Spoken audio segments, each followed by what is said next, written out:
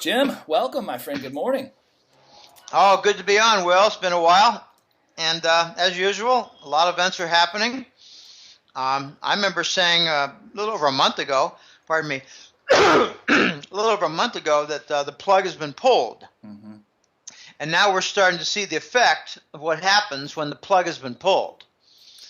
The chaos has entered the room.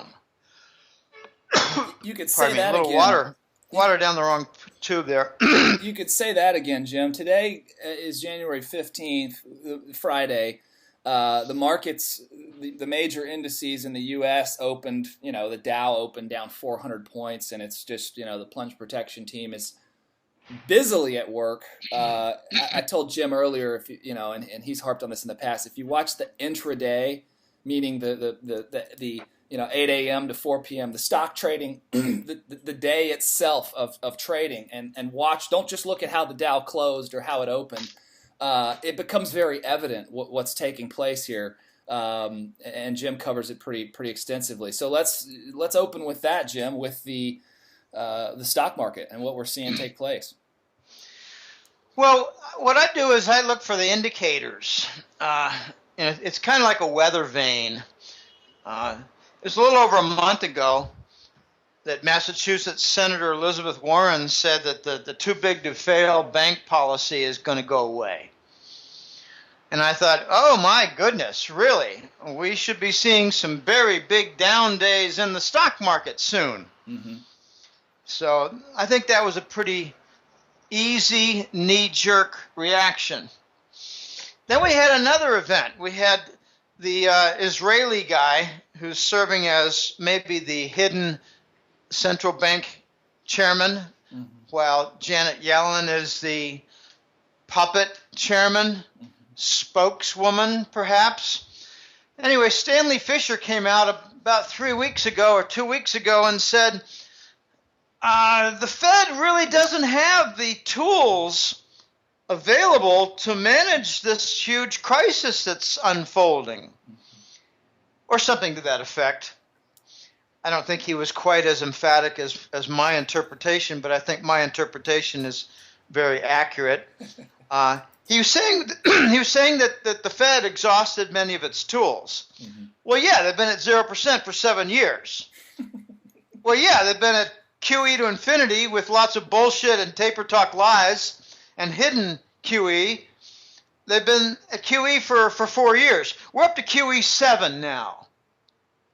QE 3 was really the Operation Twist. Mm-hmm. QE 4 was really, pardon me, QE 4 was really the U.S. stealing the Japanese pension funds from their government workers at $1.2 trillion. QE 5 was really the move to expand QE to the BRICS nations of Belgium, Luxembourg, Ireland, Cayman, and Switzerland, where their volume of QE bond purchases equaled the Fed. That's exported QE, so I call it QE 5. Mm-hmm. QE 6 was last year when they resumed, and now I think QE 7 is where they had the fake Fed rate hike. Mm-hmm. I say fake because you're not seeing any significant rise in the effective Fed funds. So once again, the market talks a lot about what the Fed said when they're not looking between the lines and seeing what the market's doing to confirm the words that were uttered by the Fed mouthpieces. Mm-hmm. Okay, so what they really did was they announced, and it was not heard well, that the QE was now going to take on a hidden aspect with the unlimited reverse repos. And the practical side of that, and I didn't figure this out on my own. I mean, many things I do. I admit that I get some things on my own. I get many things on my own. But there are a few that I get only because Rob Kirby and Euroraj blasted out and say, here's what I think's going on. Rob Kirby thinks that they've now engaged the Exchange Stabilization Fund to cover the dumped treasuries. And I knew something big is going on.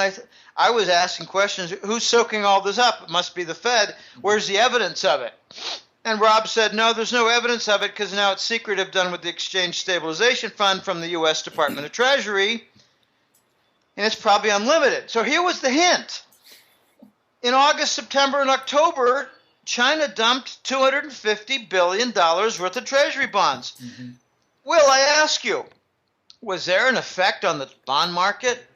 I would imagine we should have seen a massive effect on Treasury yields, right? Should have gone from 2 to 5%, right? Maybe, sure. Or at least 4.5, maybe 4.46. Yeah. In fact, it did nothing. Okay, so the answer is U.S. Department of Treasury, Exchange Stabilization Fund, and what I call the double-barreled hidden QE to infinity. Double-barreled because it's the Fed now and Department of Treasury. Okay, so we had all these different indications. The Fed came out and said they're going to do a rate hike, and the market gets a little spooked. I think they did the rate hike because the Wall Street firms have their massive shorts in place. As Rubin, well, I don't think it was Rubin who said it. I don't know who said it, but it's a great quote. Never let a crisis go to waste. Right. Might have been Rubin. I don't think it was Rubin. Do you know who it was? It might have been Paulson or Yeah, it was Jamie Dimon. One of those pieces of garbage who walk on two legs and claim to be human.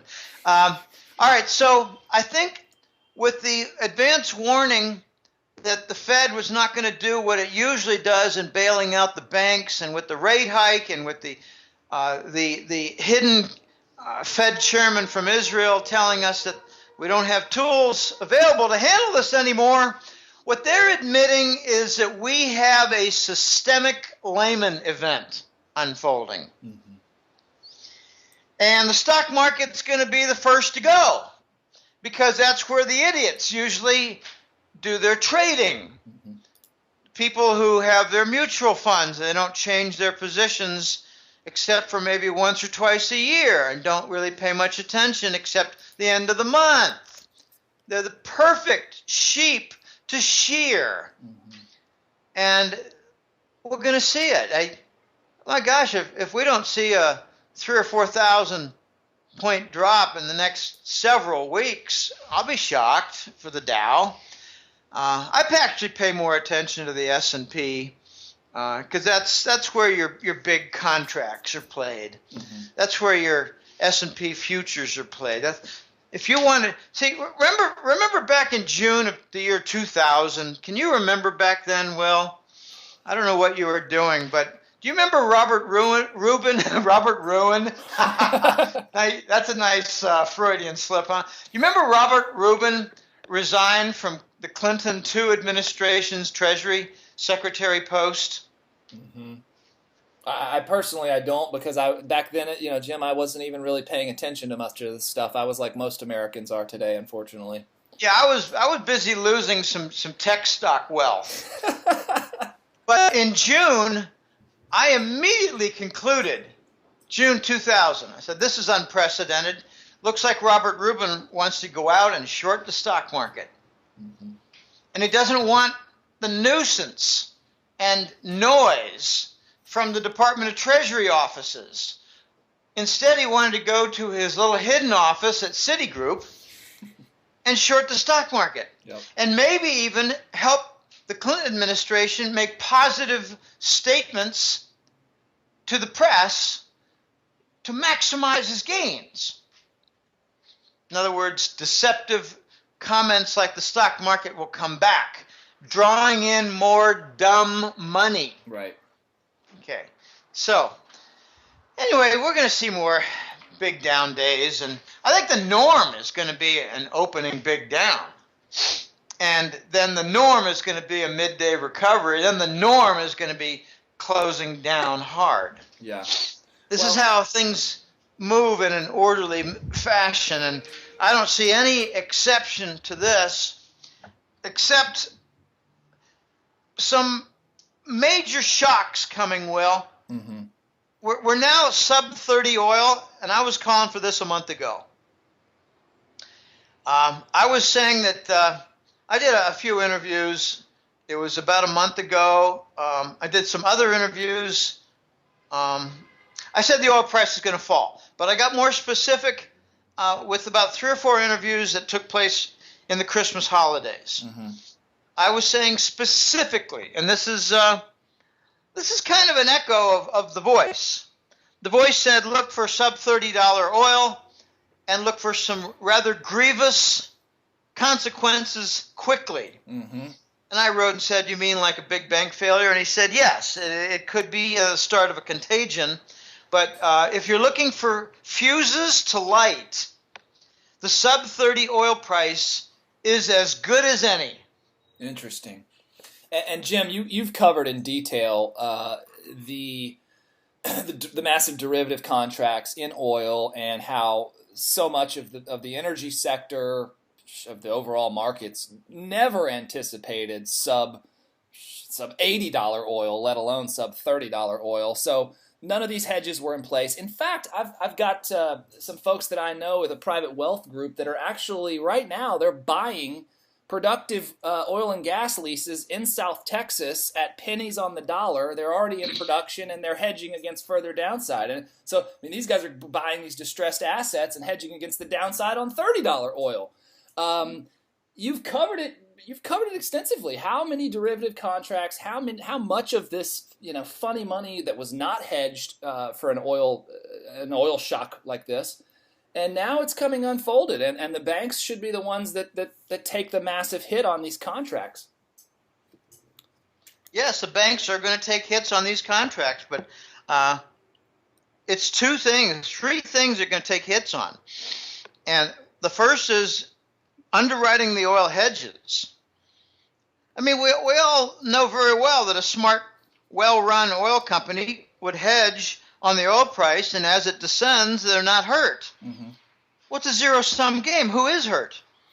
It's the big banks. Right. And I think that's part of what the hidden $1 trillion per month QE was all about this autumn. The Fed was doing $1 trillion a month in hidden QE. Unbelievable. And I think it was to help the big banks to take care of all their all their oil hedge underwriting losses. Okay, the second thing they're going to lose on is the marginal oil businesses, and now marginal is pretty much everything. I mean, gosh, this isn't a lot more than the shale sector from the oil industry. Mm-hmm. This is a lot more. I mean, take a look at most energy output for conventional oil, and it's like, $50, $60, $70, $80 cost per barrel. Wow. A lot of this is now marginal. Mm-hmm. And marginal is a nice word for broken. Yeah. Wow. Devastated. Okay, the banks are in on that. All right, so the banks have a lot of credit portfolio activity with these firms. What are they lending against? It's capital equipment. Mm-hmm. Is this viable capital equipment anymore? I guess not. I don't think if it's producing at a loss, no. Right, but it might be producing at a loss with some hedges put on. Right. When it was down to 80 or 70. But, take a look at that path, and it was a rather quick move down toward 50. Mm-hmm. It was so quick that I don't know how many legitimate oil firms, regardless of their type, had opportunities to hedge. Mm-hmm. And I'm hearing that January, February, March is when these hedges come off. Mm-hmm. They expire. And when you've got a smart $100 oil hedge put on from 16 months ago, you cannot do the same again. You're going to have to do a hedge at 30. and that insurance is probably going to cost you quite a bit. No, it's worse than that. Not only would it cost you quite a bit, no, I don't know about whether it costs a lot. That's not the point, I think. The point is they can't make money at 30, so why hedge at 30? Right, there's nothing to hedge. They can't hedge at their cost. Right. Plus a profit. They can't hedge at 78. Those days are gone. Now, it was a quick move from 100 to 50, so did they put the hedge on for 75 when they could have? I think they were in shock. Mm-hmm. Okay, so we're going to see a big bank go down. And what's different? I mean, I like making the micro-macro argument here. When I took economics, when I was in college, I loved microeconomics. I thought it was fascinating. Mm-hmm. I wanted to take another, but instead my advisor said, take introductory macro now. And I thought, okay, this is dull, but somewhat interesting. Okay, then I took intermediate micro, and I loved it. Then I took intermediate macro, and I absolutely hated it. But what I walked away with was a good, solid impression that the theory of the firm, which is microeconomics, is not the same in any way, shape, or form as the theory of the country, which is macroeconomics. Mm-hmm. So we have micro cases and we have macro cases. And right now the macro case is that the oil industry is going into the shitter. Mm-hmm.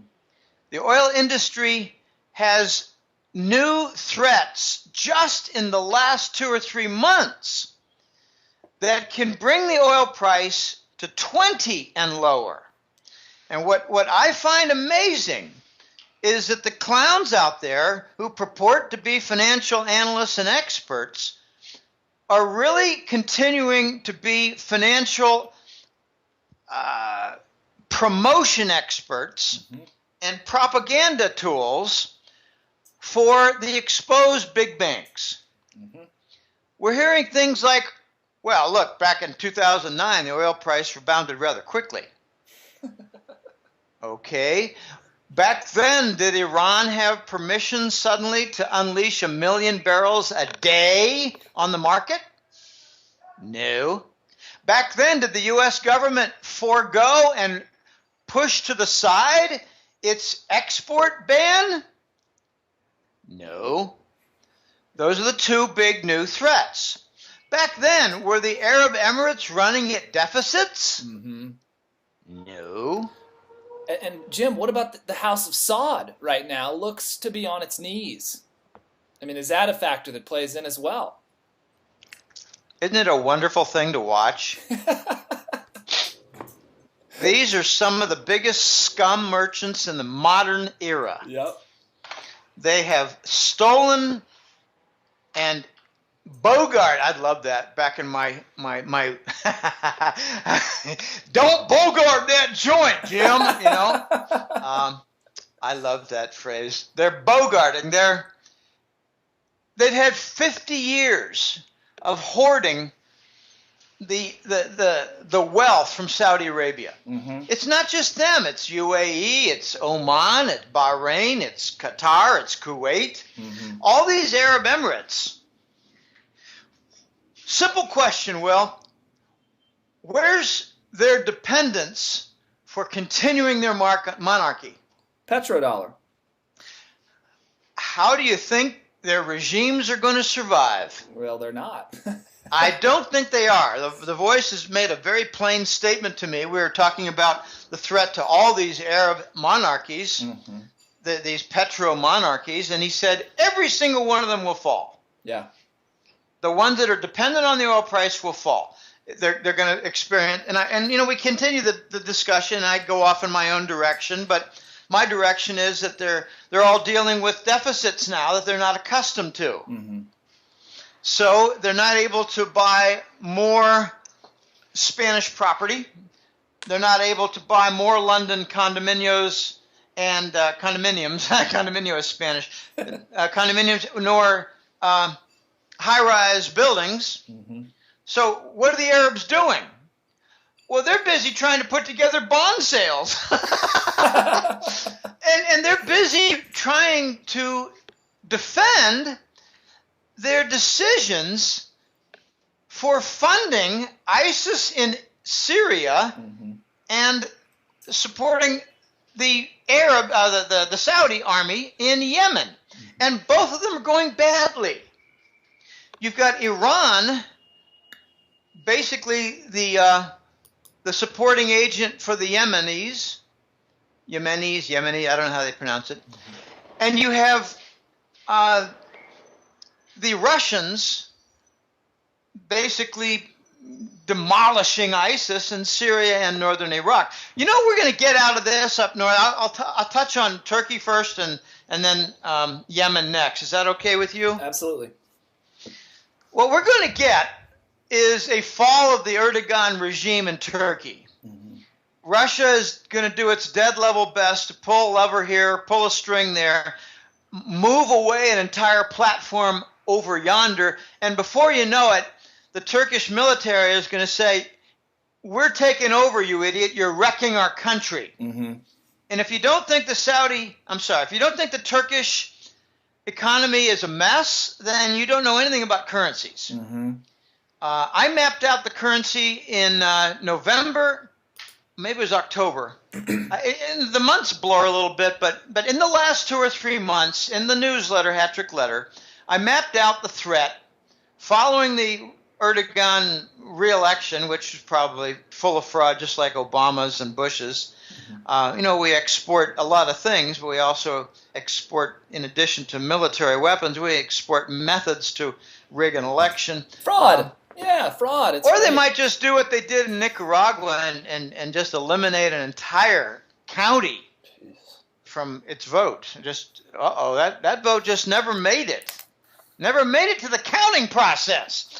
Anyway, Turkey is going to survive by ousting Erdogan and trying to win global favor on their currency before too much more damage takes place.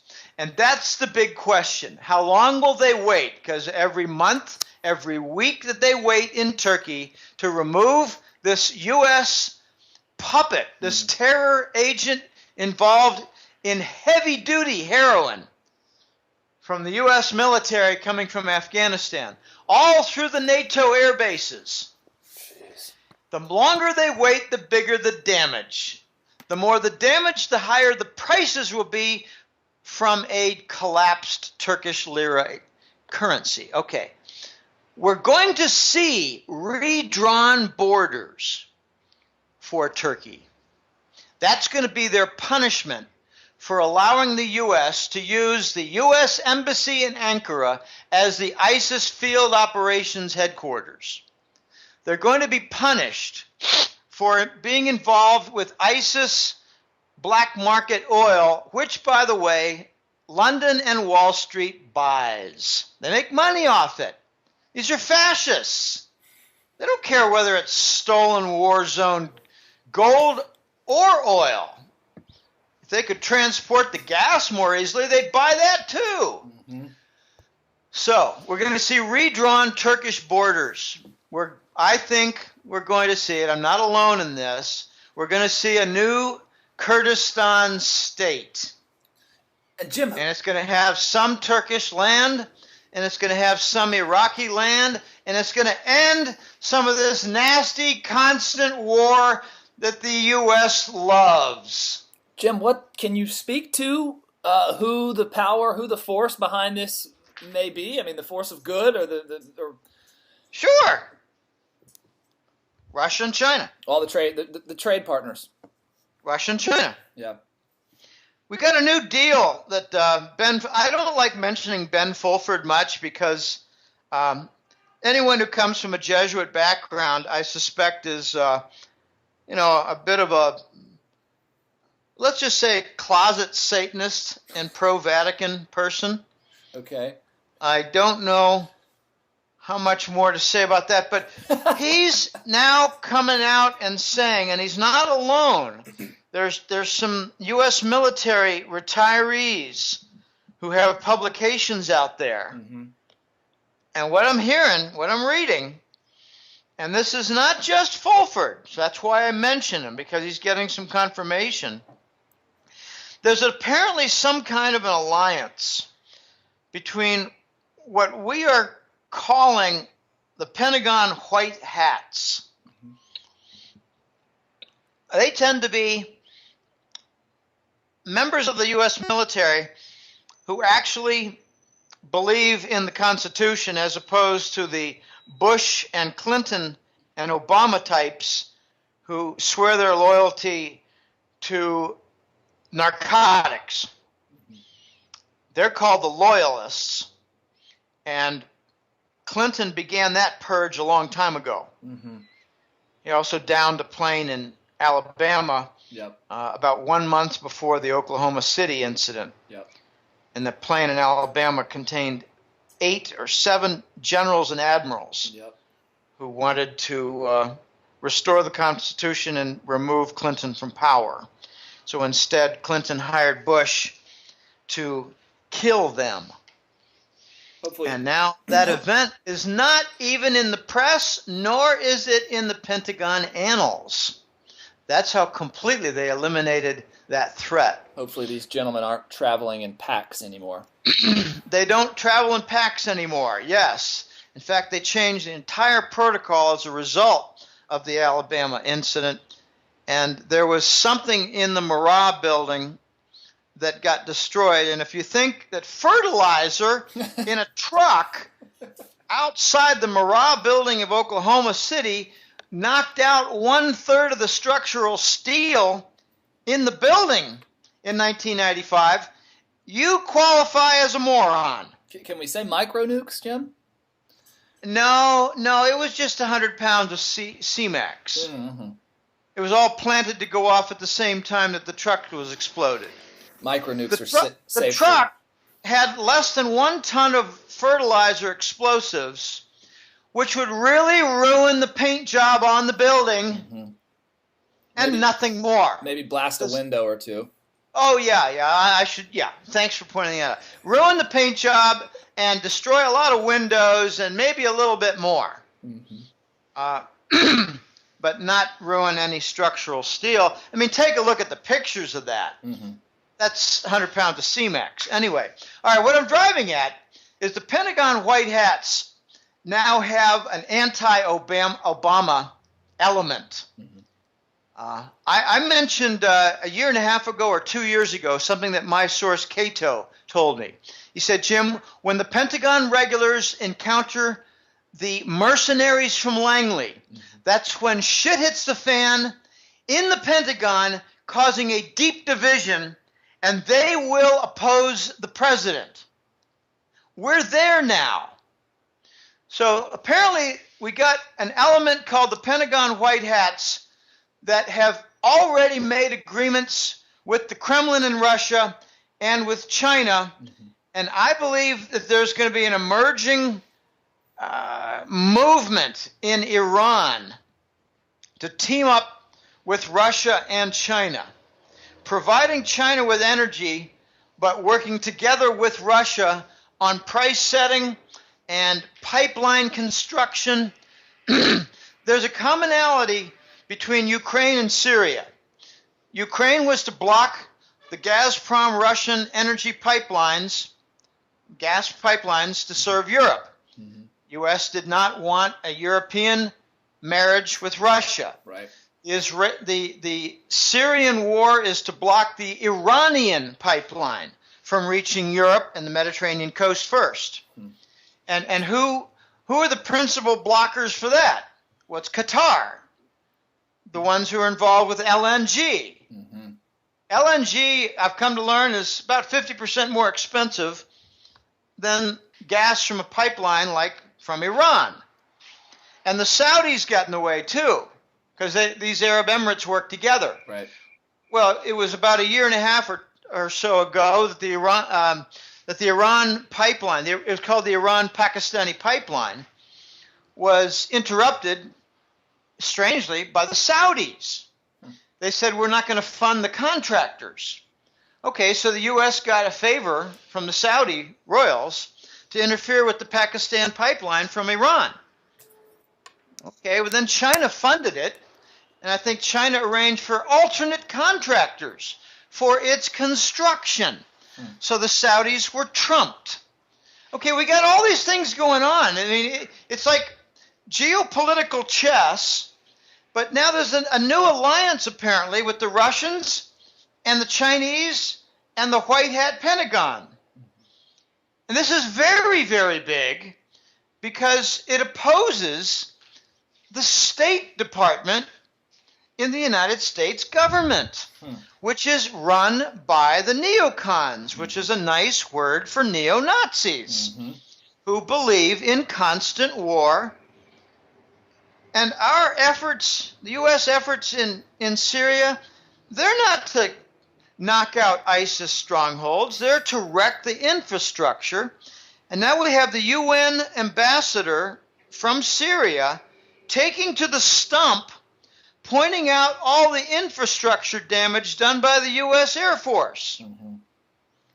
The Aleppo electricity generating plant, bridges, water supply centers. Okay, we're calling these ISIS targets in the U.S. press, Will. Unreal. We got some opposition. It's forming. I think it's got some critical mass. And if you're looking for a U.S. government event that confirms it, look no further than the mid-December meeting in the Kremlin with Secretary of State Kerry. He took his reconstructed jaw there. He met with Putin and their Foreign Minister Lavrov. Gosh, I wish the United States had some strong leaders like Russia does. Instead, we got this gay heroin addict. They're criminals, Jim. They're not leaders. They're criminals. President, and our foreign minister is a guy with a reconstructed jaw who married into Heinz family wealth and decided to become a New World Order captain. And his reward is being Secretary of State. My gosh, these people are not out for the U.S. popular interests. All right, so what did Kerry do in the Kremlin? Complete 180-degree about face. Really? Yes, he said, we no longer in the U.S. government, despite what Obama says, we no longer require Assad to step down as Syrian leader. Number two, we will request with urgency that the Turkish military evacuate Syria and northern Iraq. 180-degree about face. Okay, just 3 weeks before, Obama said, our line in the sand is King Assad or President. I love when they call him President Assad. He's the king who managed to rig an election to call himself president. All right, so King Assad, I call him king because he's a king. Okay, we don't call President Salman, we didn't call President Fahd, and we didn't call it President Abdullah of the Saudis. These are kings. Right. Obama said right around December 1st, he repeated, our line in the sand is Assad must go. What a weak-kneed little piece of garbage we have sitting in the White House. And I mean, he's got two job description functions. Play golf and attend fundraisers, which he's good at. I don't know that he's a good golfer, but I think he's got some things that are going to eventually come out, and that is his somewhat out of control gay parties in the White House. The Secret Service just, it leaves them a bad taste in the mouth. Yeah. Interesting. That's one. That's one I haven't seen on CNN yet, Jim. Pardon me? That can't be true. I haven't seen that one on CNN yet. Well, you've probably seen a couple photos of Michelle, who was born Michael Robinson, 1983 Oregon State football middle linebacker. You've probably seen pictures of Michael Those were some By broad the way, shoulders. Obama has called Michael, on 4 different public occasions. Really? I didn't know that. In the Rose Garden after a long trip. Oh, Michael and I are really happy to be back home. I mean, Michelle. Wow. In front of the Joint Chiefs in a military big podium speech referred to Michael and I, and 2 other occasions. In fact, he made a speech and and stuttered over his own words, and it just goes viral on YouTube. And then you got idiots like my brother says I'm a big fan, and all this is just propaganda lies. So I sent him a picture of Michael on stage with, how should you call it, a bad choice of wardrobe. He didn't have his usual empire waist that would obscure his giant package below the waistline. In fact, this sheer green dress exposes the fact that he has no mammary glands and a rather substantial package below his belt line, because a gust of breeze must have just thrust its way onto stage, where he immediately realized, bad choice in dress. No, I tell you, I think this is going to come out soon. There's reportedly a CD of a gay sex party that Harry Reid attended in the White House. It's floating around Harlem right now. Oh my goodness. I mean, this is just a mockery. This is a sick mockery of our country. Putin calls them mutants. Yeah. Would you say that he's wrong or on target? Oh, very on target, yeah. Right. Okay, well, anyway, we got a new alliance that's forming. And I'd like to see it grow within the U.S. military.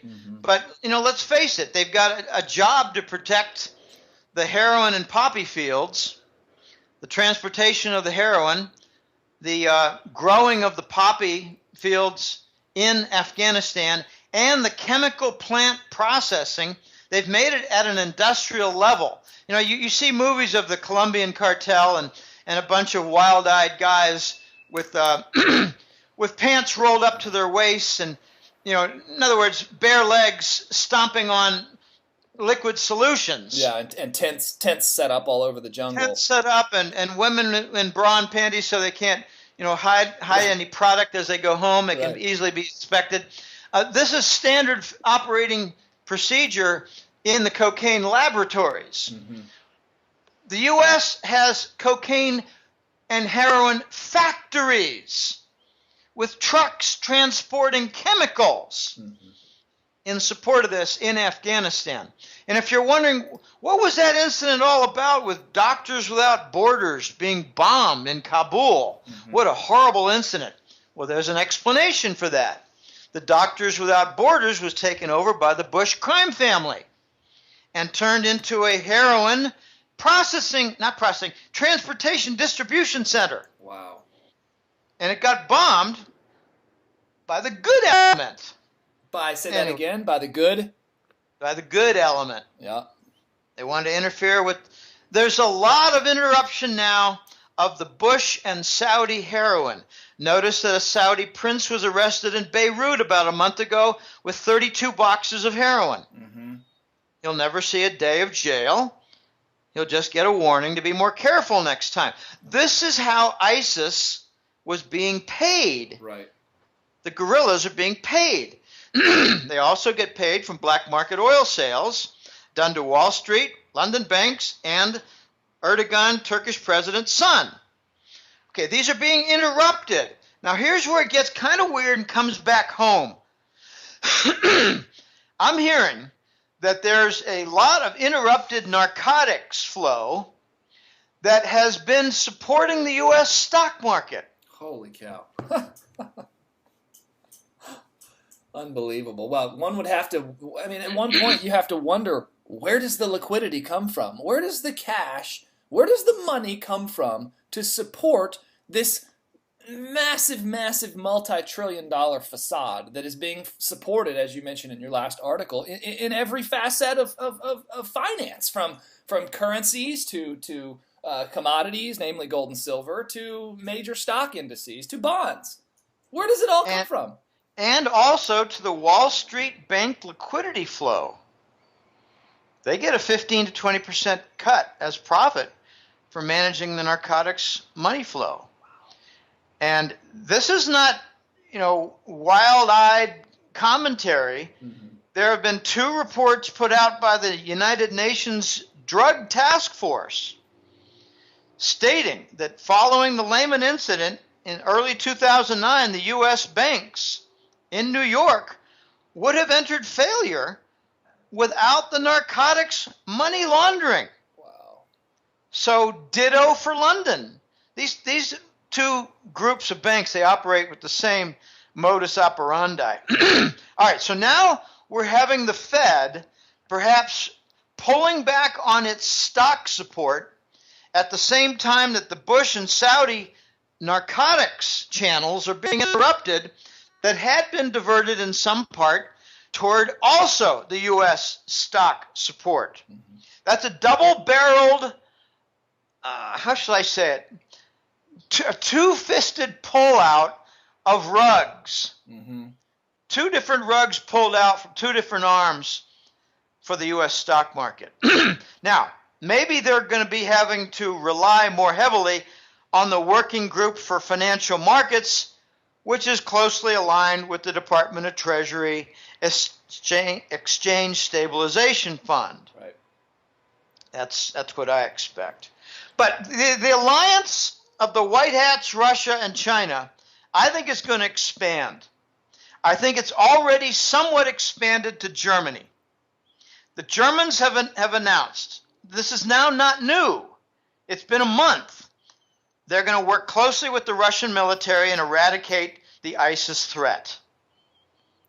Okay, Germany's a NATO nation working with Russia on the Syrian battlefield, knocking out Langley-supported troops. And they're NATO. Okay, this is what Cato was warning about 2 years ago.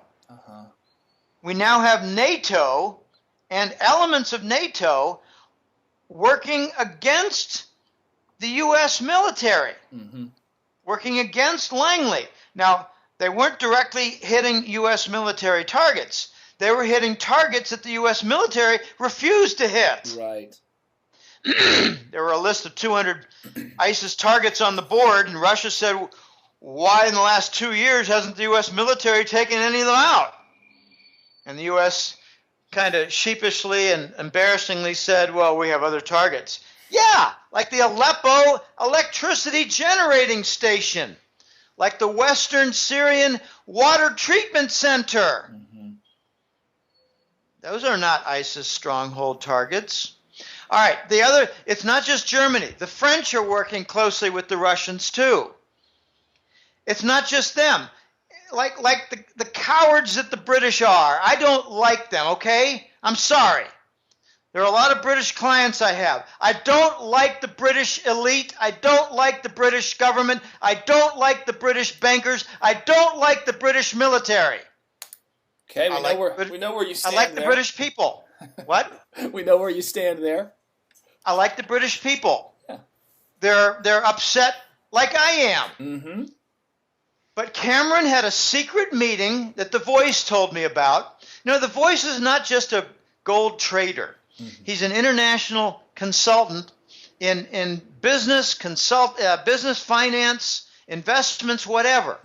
He helped set up the Saudi Sovereign Wealth Fund, operate independently of the central bank. That's where they're going to buy gold bullion. All right. Anyway, The Voice told me that Cameron had a secret meeting with President Hollande of France. Yeah. And what they decided was how to use the British pledge of weapons support and logistics support that Britain would provide through the French corridor to fight ISIS. Wow. Mm-hmm. So the British are also operating against NATO. Interesting. I think we're seeing the fractures of NATO here. And what I like to point out when it comes to NATO and instability of that alliance, it's a war alliance. It's not a security alliance anymore. Mm-hmm. It's a war alliance, it's a heroin alliance, and it's a terrorism alliance. Yep. What I like to point out is that if we have fractures there, and if, say, Turkey is in the midst of a military coup, what's going to happen to the Incirlik Air Force Base in Turkey as it relates to NATO? And what's going to happen to the heroin that goes through there? We're not talking about a little bit of heroin. We're talking about 1,300 tons a year coming out of Afghanistan alone. I can't even wrap my head around that. Is there a dollar estimate on like street value? Yeah. 800 billion to 1 trillion. A year. A year. Wow. You can buy a lot of senators with that. Oh, you could buy a lot. Holy cow. Right. You can also buy a lot of, how shall I say, Central American country presidents and central banks, mm-hmm. so that they're not prepared for the reset and the other side.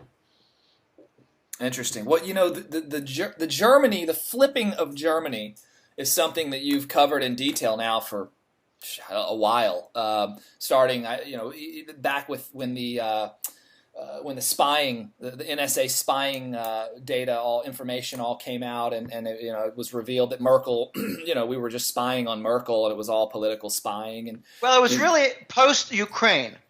Post-Ukraine. It was the spring and summer of 14 after Ukraine, while these things that you mentioned were happening also. Yes, and now we see. I read a Zero Hedge article like 6-8 weeks ago. To the effect that in Germany, pepper spray, you couldn't get pepper spray. It was back ordered, and it was because of massive demand, because of this crisis. There's 1 million migrants now or more that Germany has allowed in, and cities are on fire. There are massive rapes taking place. Women are being warned to travel in groups and to avoid migrant men in lots of areas in Europe, namely Germany and Sweden. So Germany's under attack under many different facets, and this flipping only makes sense. How do you see the whole migrant crisis playing into this thing too? Well, it's part of the terrorism stuff. I actually forecasted in October that with all the refugee influx into Europe, Western Europe in particular, that we were going to see some rather significant terrorist events, explosive events, murders, whatever, in public places. And it began, I believe, in late November with Paris. Yep. And if you're wondering, let me just throw a couple of details out about the Paris murders. The first was a woman named Jimena, a Mexican woman. She witnessed some of the attack and was brought into let's call it official custody, because I don't think it was police. Okay. Official custody, namely the French security agencies that work very closely with the British and American. Yep. All right, so she made a phone call to her boyfriend in Mexico City saying, all is well, I saw some murders and it's pretty messy here. Mm-hmm. She was found among the dead victims. After the phone call, obviously. Like all the rest. Yep. After the phone call from official custody. Yep. That's what you call a big oops. Mm-hmm. Okay, there was also more. There was some high-level meetings between the French security organizations and the director of U.S. security organizations the day before. That's to coordinate things. Yeah. Coordinate responses. And I'd like to mention also that the downing in Gaza of that airplane, they made a point not to say that they thought it was terrorism, so that in the first 24 hours, no borders had high alert. Mm-hmm. So the perpetrators all escaped from standard border crossings. Then 2 days later, they added that we suspected it might have been a terrorist incident. Mm-hmm. So after the barn door was closed and the horses were gone, they locked the barn doors. Yeah. Okay, so it was much the same in Paris. A bunch of different men were let through borders, and questions were raised. And how do I feel about this? I forecasted in October that we would have extensive terrorist incidents because I expected about 1 in 50 or 1 in 100 to be a really nasty type. Yep. And what we got was a whole lot more. Yeah. I got a message that took me totally off guard from a client in Italy. I'm talking about hat-trick letter client. I got them all over the place. Yeah. 76 countries. Mm-hmm. Okay, and some are very minor, like Lithuania and Malta and whatever. But I've got a bunch of clients from Italy. Sure. I've got 100 or more from Germany. Mm-hmm. My highest per capita of the foreign countries appears to be Australia. They're just very interested in mining and gold and things like that. Right. As they lose control of their country to become a Chinese colony. Okay, so I got an email from Italy from a woman, and it wasn't perfect English, but it was very good, made the point, and I quoted her, cleaned up the English, and it didn't change her meaning at all. But she said, Jim, it's all over the minor gazettes here that these are not Syrians. That they're what they call black Africans from the north. Right.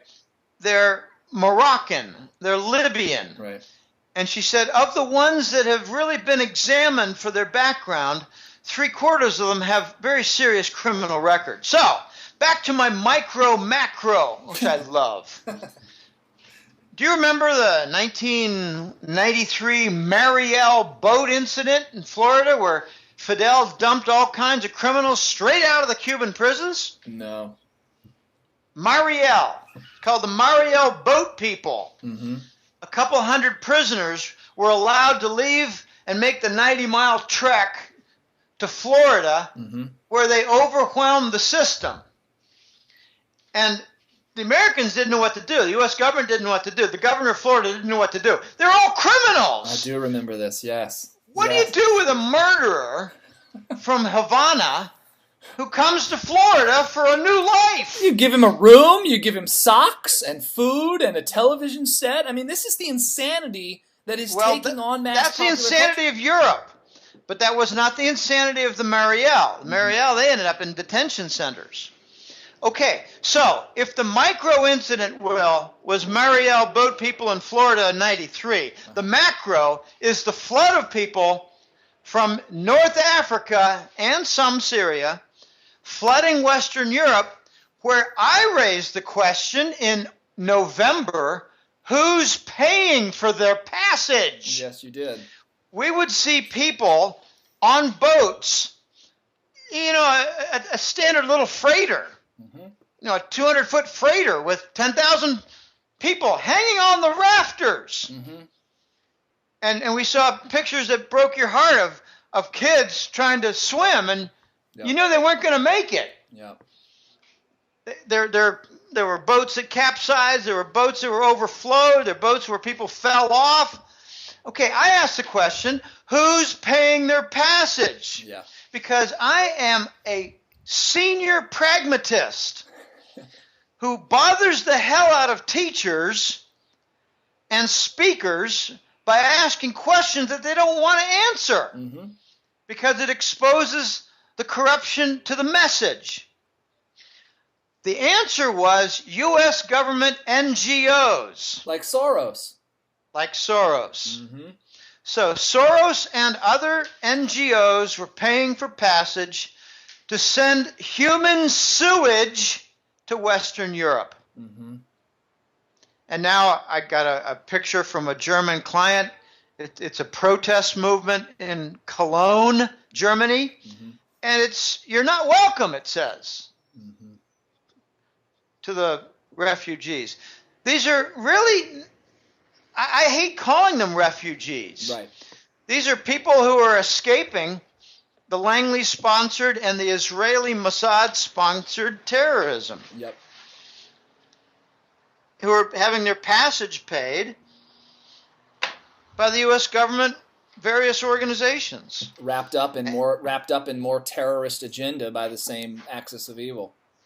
Right, and there's a real purpose to the NGOs, and it's a nice acronym given to a very ugly movement. Mm-hmm. It's to protect the villains in the U.S. government who are doing nasty deeds. Mm-hmm. I mean, sometimes it's not even clear that an NGO is Soros's. Right. And then later it gets exposed because he has a lot of enemies. So this is some really, really nasty stuff going on. And I think if you're looking for a purpose for this human sewage of Arab descent, to be sure, there's a significant portion who are good people who had their homes and their businesses bombed Mm-hmm. as ISIS terrorist strongholds. Mm-hmm. There's still a lot of good people. I think the purpose, Will, is really simple. Have panic hit, have fear spread, and have the European people, starting with France. France is always eager to do something stupid. Mm-hmm. Have them declare martial law, sacrifice some more freedoms, Yeah. and have France as the root nation for the European fascist police state. But I don't think it's going to happen. I think the backfire is well along. It's going to be very difficult to figure out what to do with all these Arabs because there are tens of thousands of them.